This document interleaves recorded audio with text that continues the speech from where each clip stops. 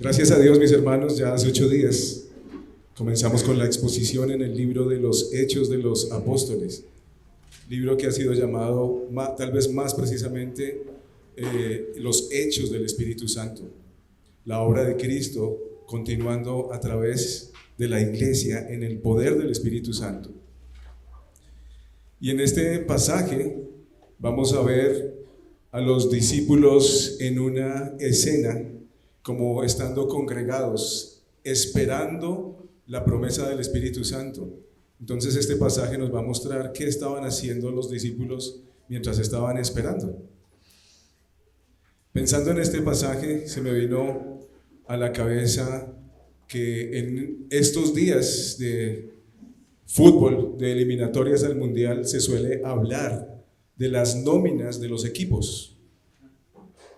Entonces, por ejemplo, se menciona que la nómina, es decir, el equipo de fútbol de Colombia es una de las nóminas más costosas.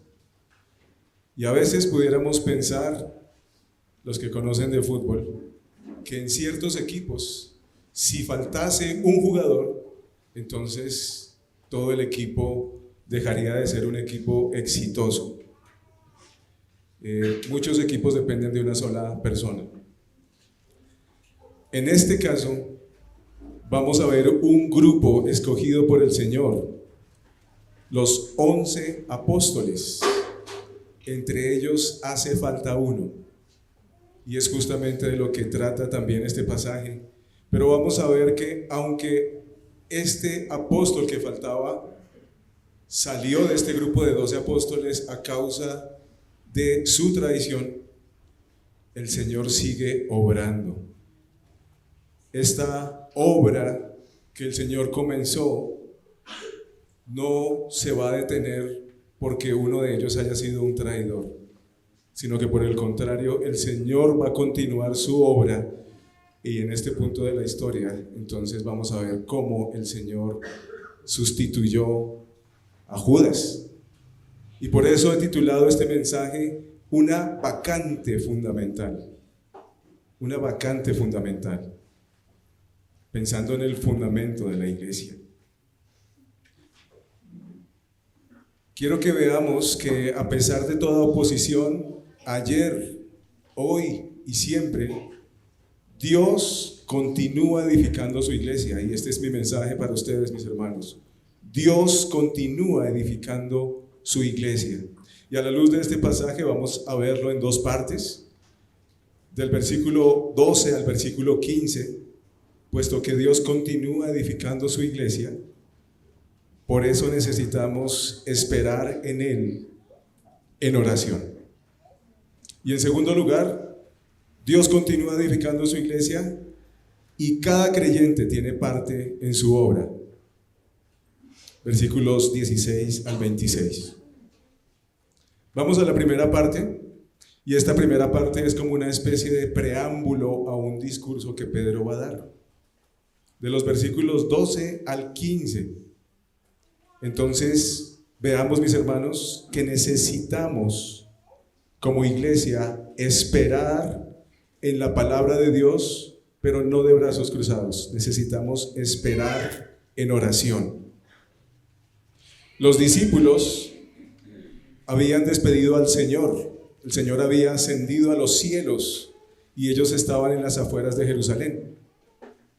Probablemente estaban cerca de un lugar llamado Betania. Y sin duda que estos discípulos, mis hermanos, eran personas muy diferentes, eran personas nuevas, después de haber contemplado y escuchado al Señor resucitado. Aproximadamente 40 días atrás, el terror y la incertidumbre consumían a estos hombres, porque su maestro había sido crucificado y ellos estaban llenos de temor, estaban escondidos, estaban atemorizados, pero ahora eran testigos de la victoria del Señor y estaban seguros de que Dios continuaba edificando su iglesia sin que nada lo pudiera detener, ni siquiera la muerte. Versículos 12 y 13 dice que entonces los discípulos regresaron a Jerusalén desde el monte llamado Los Olivos, que está cerca de Jerusalén, camino de un día de reposo. Cuando hubieron entrado en la ciudad, subieron al aposento alto donde estaban hospedados Pedro, Juan, Jacobo, Andrés, Felipe y Tomás, Bartolomé y Mateo, Jacobo hijo de Alfeo, Simón el celote y Judas, hijo de Jacobo. El pasaje, note mis hermanos, que cuenta por nombre 11 apóstoles. 11 apóstoles que entran de nuevo a la ciudad. Esto es importante y más adelante vamos a ver en el relato este punto en el discurso que el apóstol Pedro va a dar. Por ahora, veamos lo que los discípulos estaban haciendo. Versículo 14. Dice, todos estos estaban unánimes, entregados de continuo a la oración, junto con las mujeres y con María, la madre de Jesús, y con sus hermanos. Es importante notar, mis hermanos, que ellos están a la espera de la promesa del Espíritu Santo, según lo que el Señor les había dicho. Pero la forma en que ellos están esperando lo prometido por Dios es un modelo ideal para nosotros hoy. Ellos se pusieron de acuerdo para orar juntos. La palabra del Señor dice que estaban unánimes, juntos, entregados de continuo a la oración. Mis hermanos, si bien podemos decir que este texto está describiendo y contándonos lo que está ocurriendo, podemos ver que la oración es una necesidad para la iglesia. El orar continuamente juntos a la luz de lo que Dios ha prometido en su palabra muestra varias cosas en el pueblo de Dios. Muestra confianza y dependencia como iglesia. Confianza y dependencia en la cabeza de la iglesia que es nuestro Señor Jesucristo. Orar juntos es una buena oportunidad para alentarnos mutuamente a la luz de la palabra del Señor. Es una buena oportunidad para conocer nuestras peticiones, para fortalecernos como iglesia, para orar, para pedir delante del Señor, para ser fortalecidos y encontrar en Él gracia y misericordia.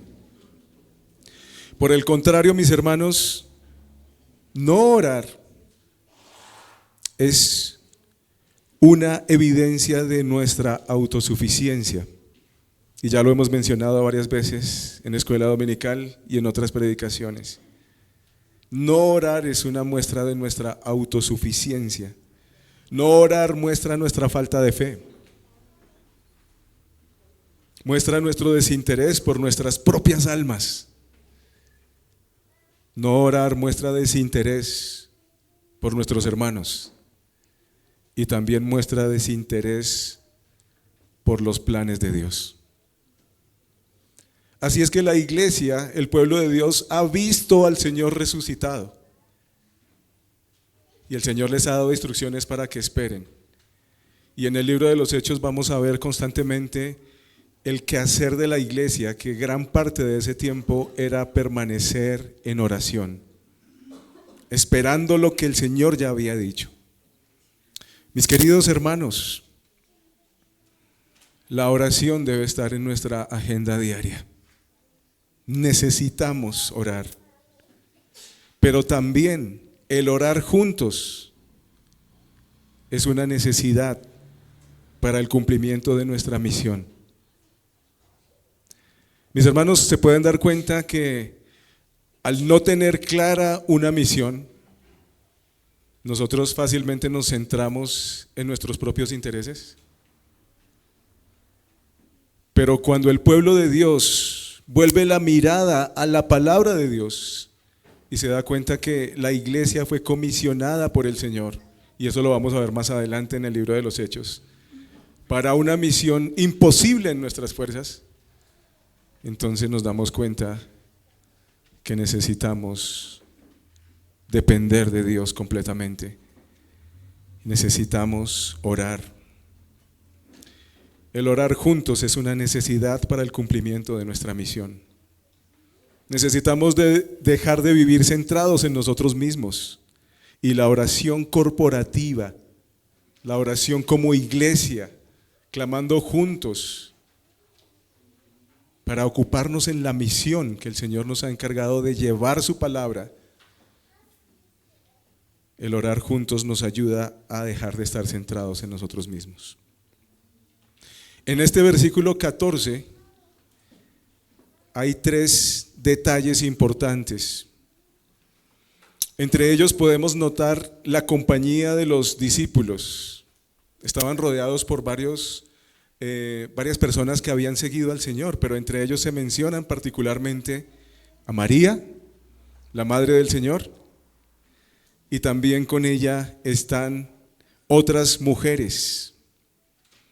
Y esto es importante notarlo, mis hermanos, porque nunca antes en la historia del pueblo de Dios las mujeres habían tenido un papel tan relevante en el pueblo de Dios. Y estas mujeres, como lo podemos leer también en los evangelios, fueron las primeras a las que el Señor se manifestó y empezaron a divulgar la noticia de la resurrección del Señor con gran gozo, y muchos de los apóstoles no les creían. Pero el Señor confió este testimonio en estas mujeres, y finalmente los discípulos también se dieron cuenta de que el Señor había cumplido su promesa. Estas mujeres están haciendo algo importante con los apóstoles, están acompañándoles en oración. Y también es importante notar que a partir de este punto ya no se menciona jamás a María. Estaba con los discípulos, los estaba acompañando, pero no hay tal cosa como una asunción o ascensión de María o cosas como esa. Ya no se vuelve a mencionar a María aquí. Otro aspecto que nos podemos dar cuenta aquí, mientras Dios continúa edificando su iglesia, vemos que están los hermanos de Jesús, es decir, Judas, el hermano de Jesús, y Santiago. Y la Escritura nos dice en otros pasajes, este es otro Judas, ¿no? No es Judas el Iscariote. Nos dice que los hermanos de Jesús no creían que su hermano mayor fuera el Mesías y dudaban de él. Hay unos pasajes que dicen que los hermanos de Jesús en ciertas ocasiones querían llevárselo de donde estaba, tal vez avergonzados y creyendo que estaba loco. Ellos no creían que Jesús fuera el Hijo de Dios. Pero los encontramos aquí en esta escena. Los encontramos ahora siendo personas nuevas junto con los demás discípulos del Señor. También perseverando en oración. Sus vidas fueron transformadas por un acontecimiento innegable: la resurrección del Señor Jesucristo. Él los transformó y ahora hacían parte de los discípulos. Y ellos llegaron a ser importantes también en la iglesia. Fueron tenidos como cabeza también de la iglesia. Ellos están aquí, en este grupo. Y mis hermanos, esto nos sirve para ver y darnos cuenta que la obra del Señor, después de que Él resucitó, continuó, y mucho más impulsada por el testimonio de la resurrección del Señor. Si hay alguien aquí entre nosotros que todavía no cree en Cristo, yo le invito a que considere si sabe de alguien más que haya vencido la muerte. Solo la tumba del Señor fue la que quedó vacía. Y solo por el poder de Dios, el testimonio de estos 12 apóstoles y un poco más de personas que los acompañaban, se extendió desde Jerusalén para que hoy tú estés escuchando la palabra de Dios. Él resucitó. Si hay alguien aquí que no ha confiado en el Señor Jesucristo, yo les suplico con todo mi corazón que crea en el Señor Jesucristo, que confíe en Él, que clame a Dios, que sus ojos sean abiertos. Hay muchos que yo he escuchado, y seguro algunos de ustedes también, que estando en incredulidad habían escuchado algo lejano acerca de Cristo. Y en un momento de una situación difícil clamaron: Señor, si tú existes, abre mis ojos. Tal vez tú no le conozcas hoy, pero te pido que clames y que te des cuenta que estamos ante un testimonio indudable que cambió las vidas de estos hombres y cambió la vida de muchos. Aquí hay muchos testigos de la obra del Señor. Todos nosotros lo somos.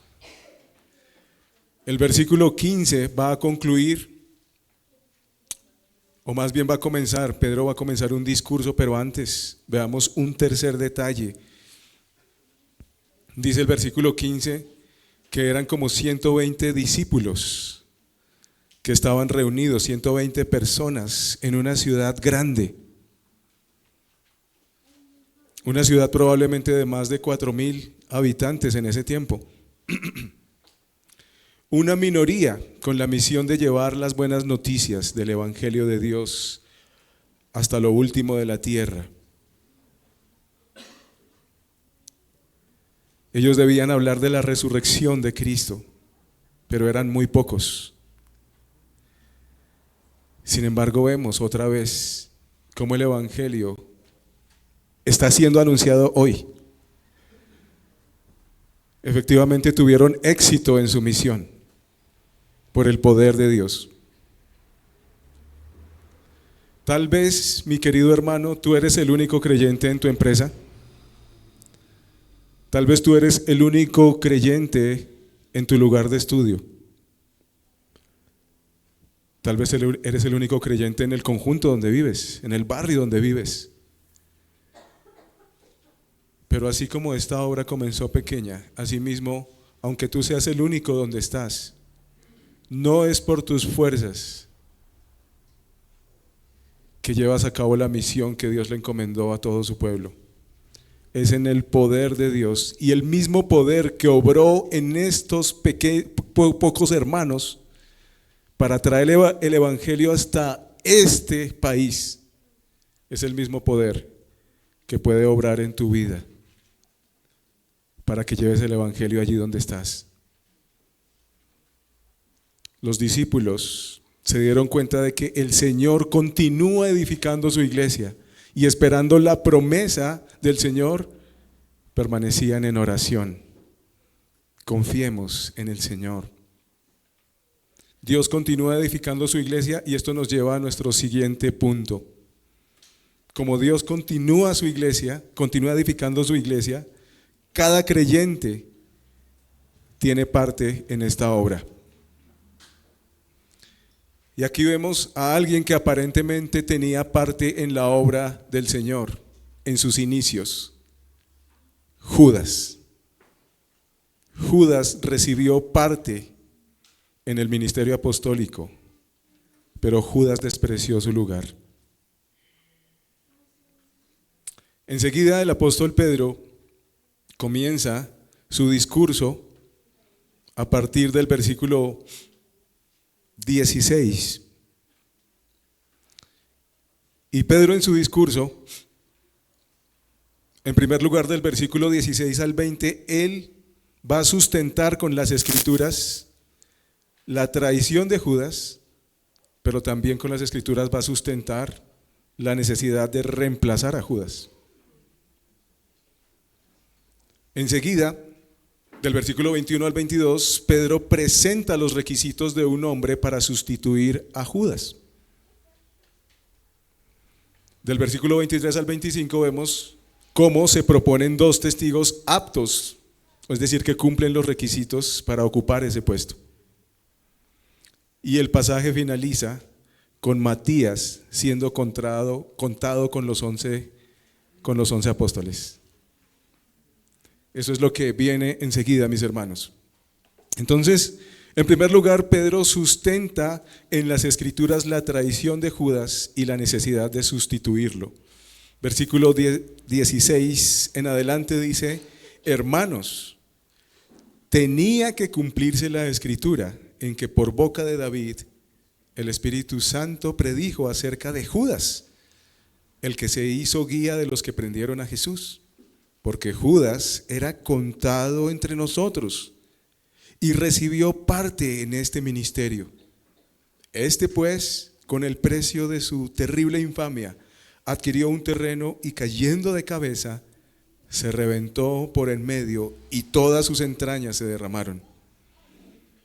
Esto llegó al conocimiento de todos los que habitaban en Jerusalén, de manera que aquel terreno se llamó en su propia lengua Acéldama, es decir, campo de sangre. Es posible que en este punto, mis hermanos, Pedro tenga en mente un pasaje que encontramos en Mateo 19:28, tal vez no el pasaje, pero sí la escena que nos narra Mateo 19:28.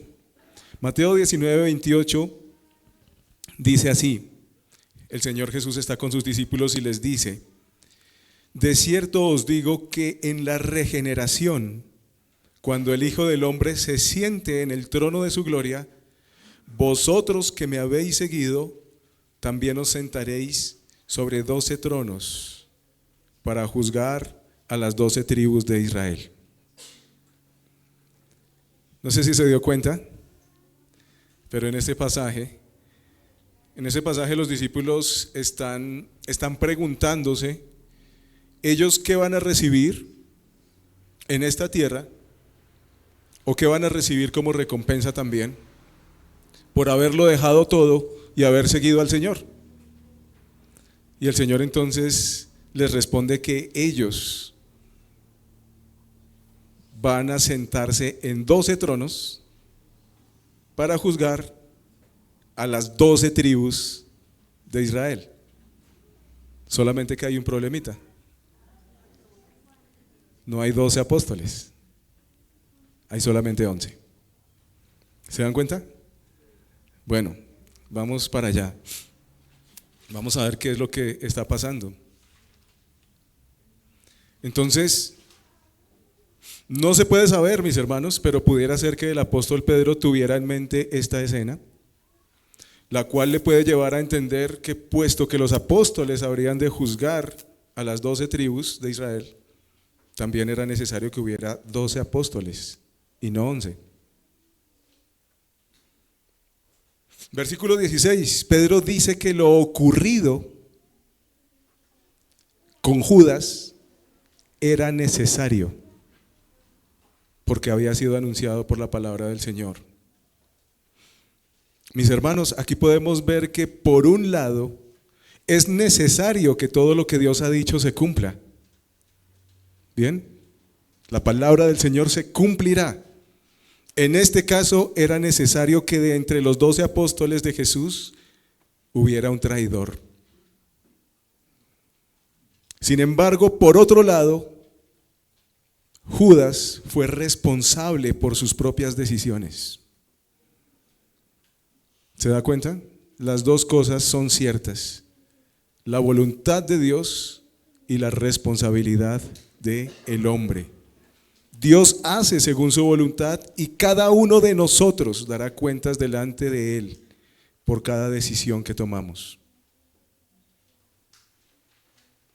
Recuerda entonces, mi querido hermano y amigo que estás escuchando, que tus decisiones en esta vida tendrán consecuencias en la eternidad.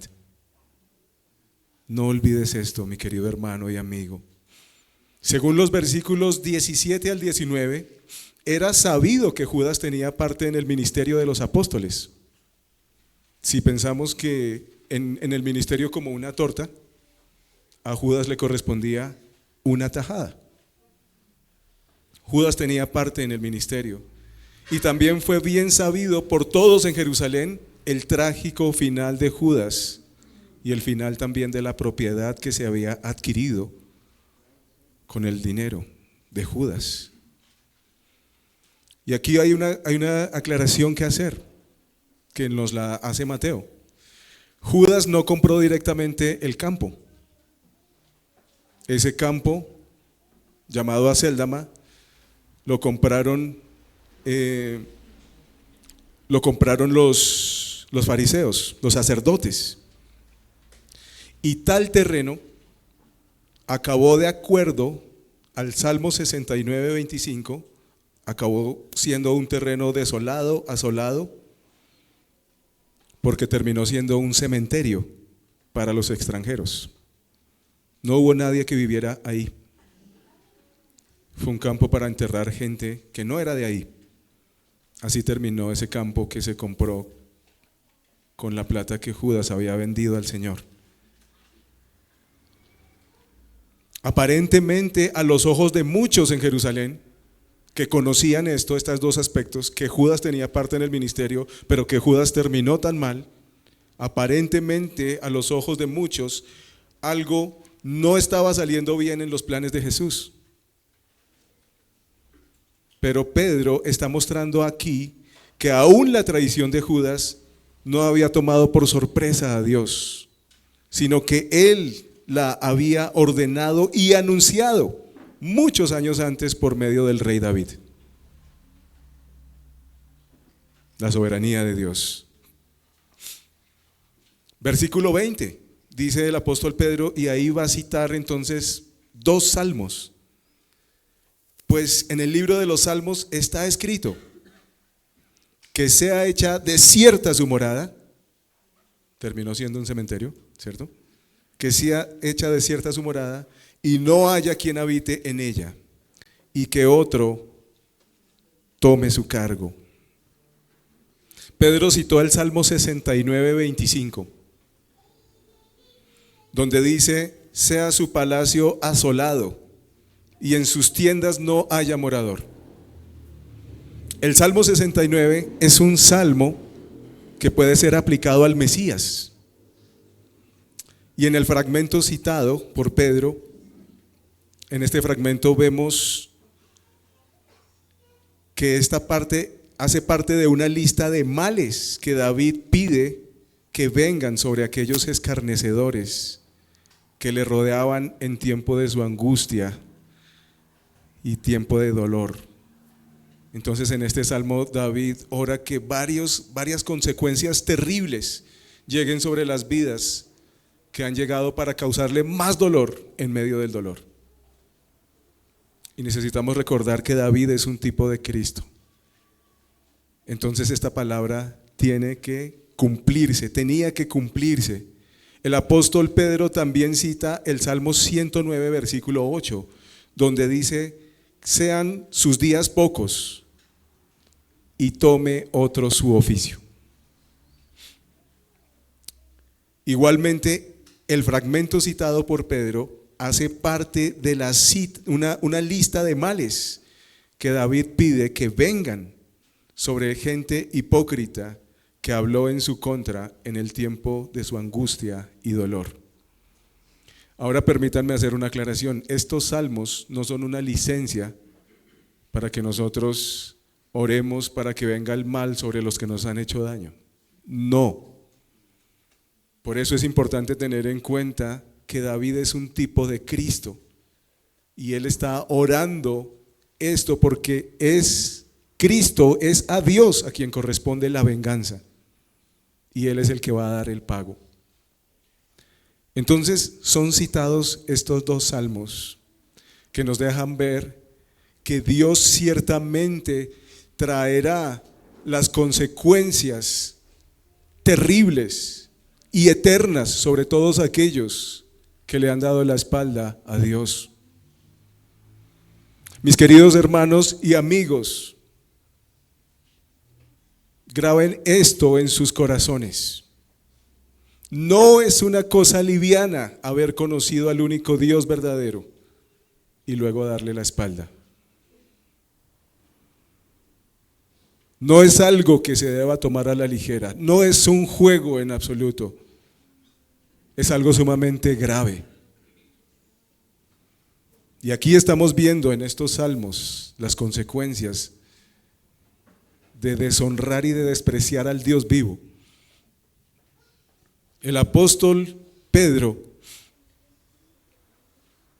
en 2 de Pedro 2:20 al 23, advierte que aquellos que aparentemente han creído en Cristo y aparentemente han escapado del pecado, aparentemente, pero luego vuelven y se entregan a su propia maldad, vienen a quedar en un estado peor que el primero.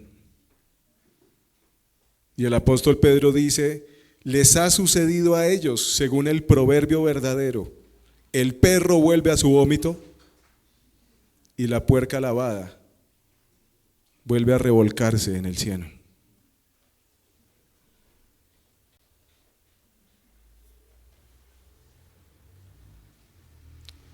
Uno pudiera haber estado involucrado en adoración a infinidad de dioses falsos, y esto traería consecuencias, como haber perdido todo ese tiempo, haber hecho cosas seguramente torcidas por esas falsas creencias. Pero meterse con el Dios vivo y tratarlo como si fuera uno más entre muchos dioses falsos trae consecuencias terribles, porque Él es el único Dios verdadero.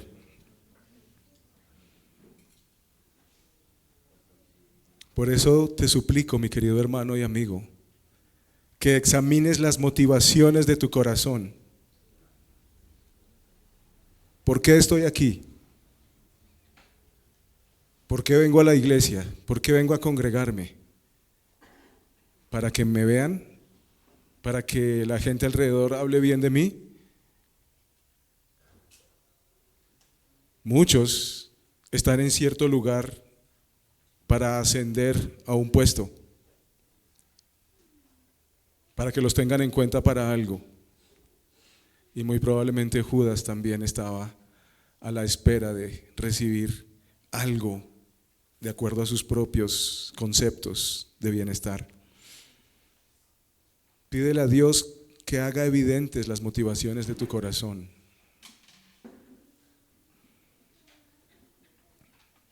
En el caso de Judas, sus terrenos quedaron desolados. Eso no sirvió para nada. Y Judas terminó muerto y condenado, dejando una vacante fundamental entre los apóstoles.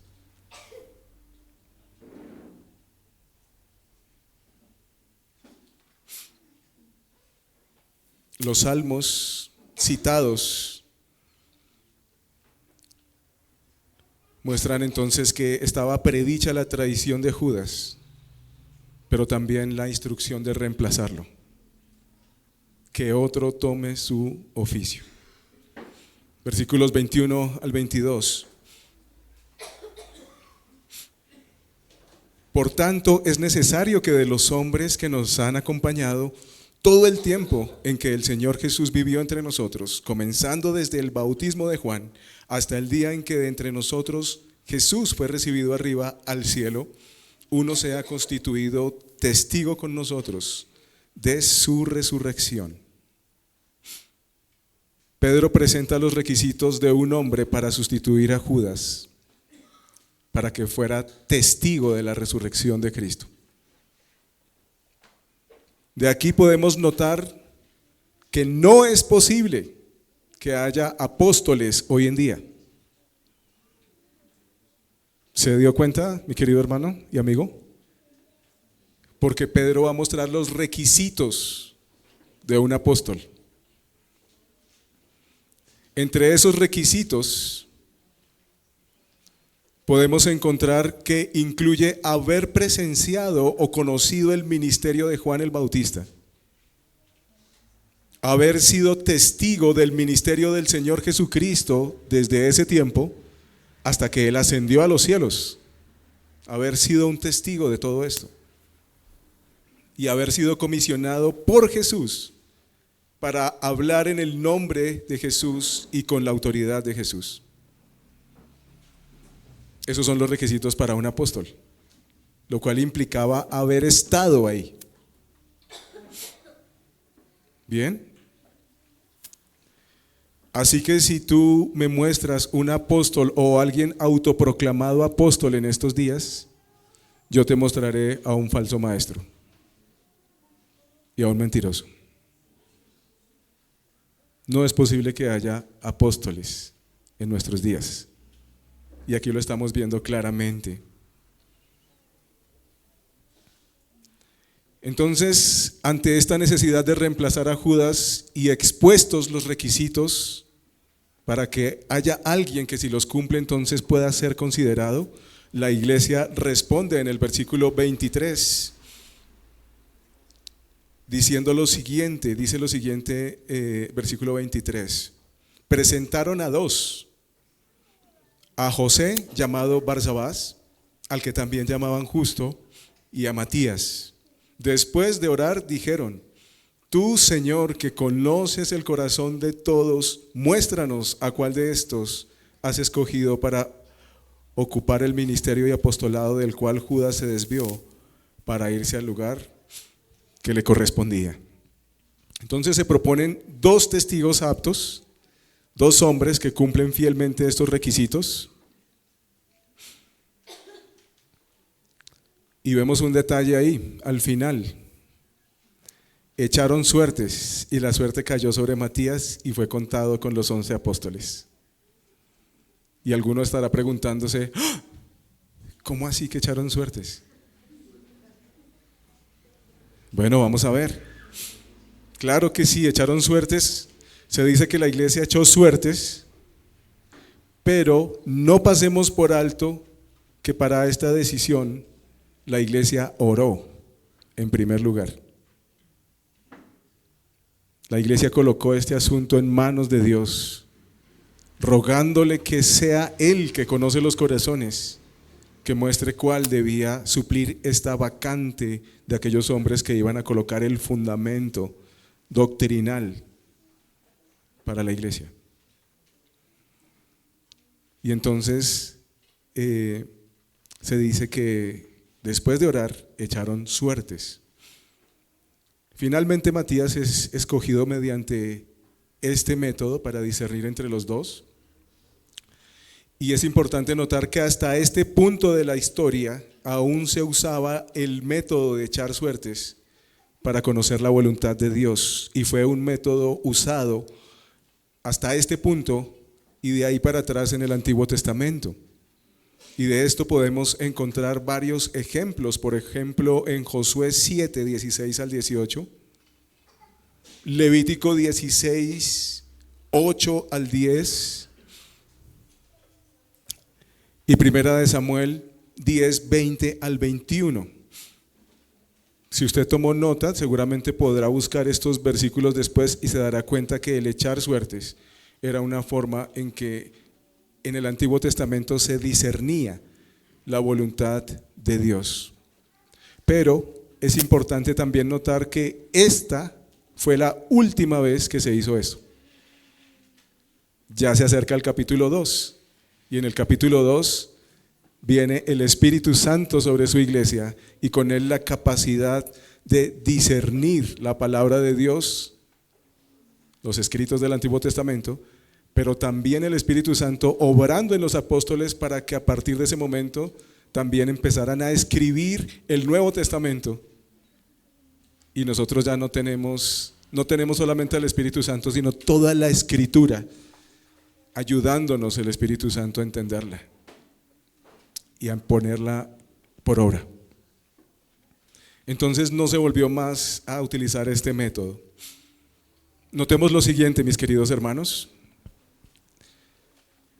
Así como hubo 12 patriarcas que dieron origen al pueblo de Dios en el Antiguo Testamento, las 12 tribus de Israel, que representaban la plenitud del pueblo de Dios en esta tierra,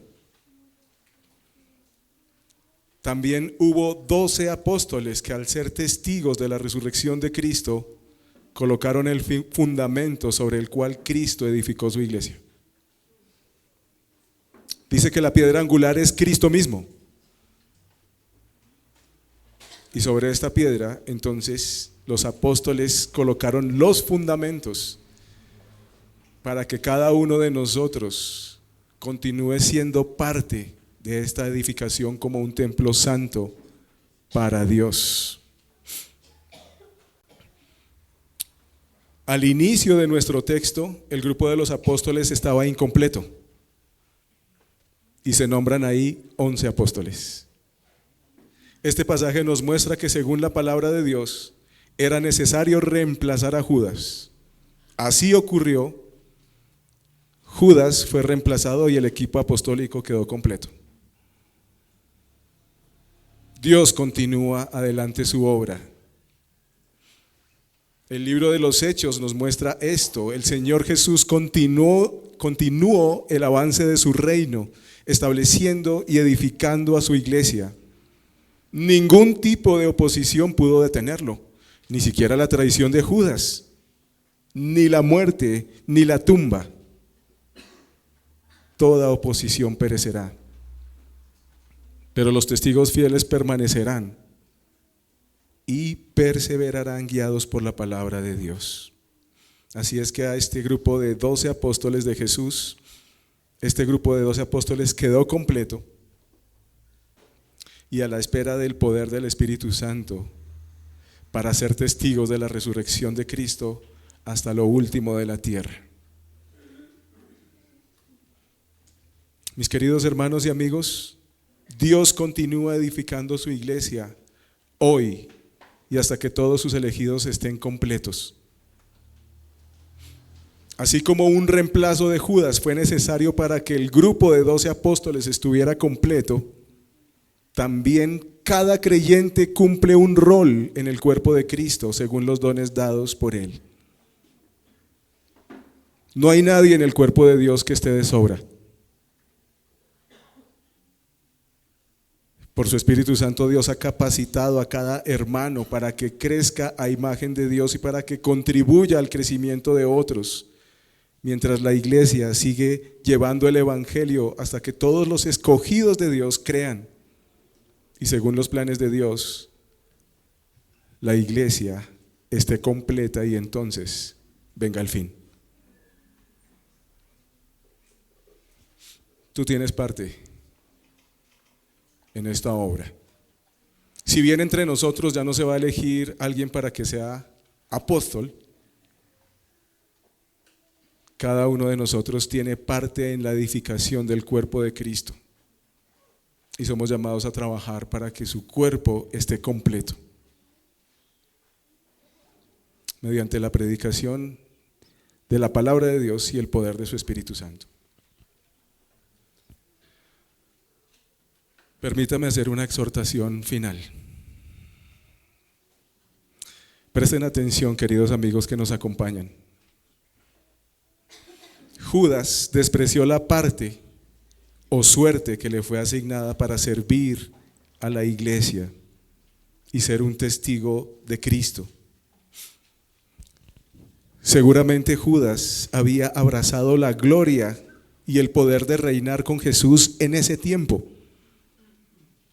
Pero parecía que Jesús le huía a las multitudes que lo proclamaban rey. Entonces Judas se desilusiona.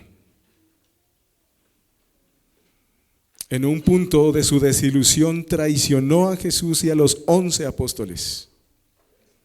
Pronto el remordimiento se apoderó de él y, habiéndole dado la espalda al único que lo podría restaurar, se encontró sin esperanza y se mató. Lo que Judas no pudo ver es que 3 días después Jesús superaría todas las expectativas de un rey de Israel. Jesús se levantó con toda autoridad en el cielo y en la tierra. Y Judas se perdió esto. Jesús restauró a Pedro y a los demás discípulos, sustituyendo a Judas. Jesús sería reconocido como el Hijo de Dios con poder por la resurrección de los muertos. Solo Jesús es el camino al Padre. Él es la verdad y la vida, y Él es tu Salvador. Si tal vez te has desilusionado de Jesús, sin duda es porque todavía no le conoces. Tal vez haya aquí alguien escuchando que esté perdiendo la esperanza de vivir. No te apresures como Judas. Espera. En Cristo hay esperanza verdadera.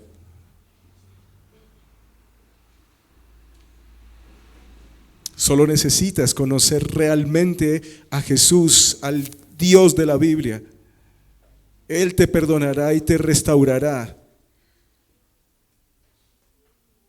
Y podemos ver que aunque todos los discípulos habían traicionado a Jesús, el conocer a Cristo resucitado cambiaría sus vidas para siempre. El conocer a Jesús cambiará tu vida también. Cree en el Evangelio y sé tú también un testigo del poder y la misericordia de Dios para salvar.